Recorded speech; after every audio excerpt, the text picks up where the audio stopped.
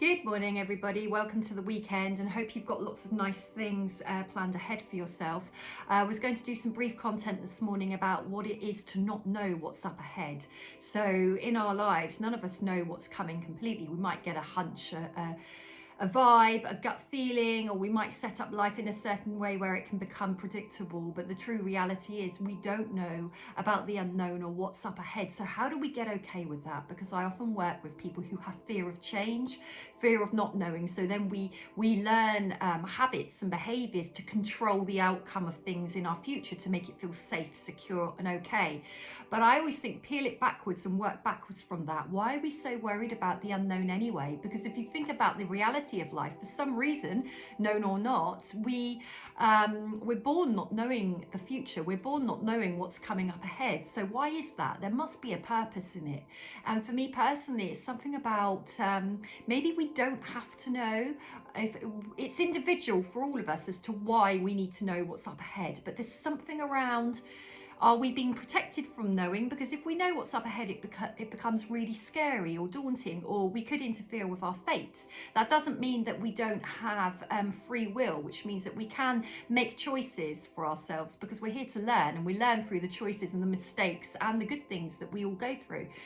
But how do we get okay with not knowing? Well, it's about trust, ultimate trust. So it could be trust in the universe, trust in a spiritual belief, a religious belief, trust in those around us, but ultimately it's trust in ourselves. So we only have to trust that we're going to be okay no matter what life is thrown at us. Because to be honest, all of us would have had a lot of things thrown at us and will continue to, and we're still here to tell the tale. The whole point is the journey, not the destination. So if we go with the journey and learn to trust what's coming for us, then we know that stage by stage, bit by bit, we can tackle any obstacle that comes. Funny the mindset we also tend to have with not knowing what's up ahead in our future.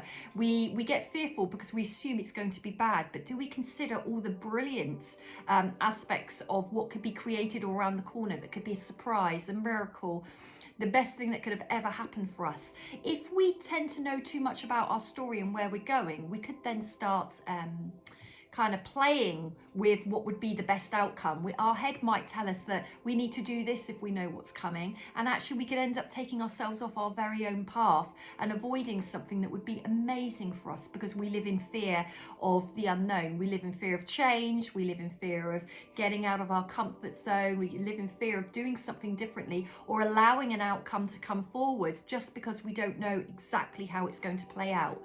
Simply put, get okay with not knowing how it's going to play out. There's a joy and a beauty in that.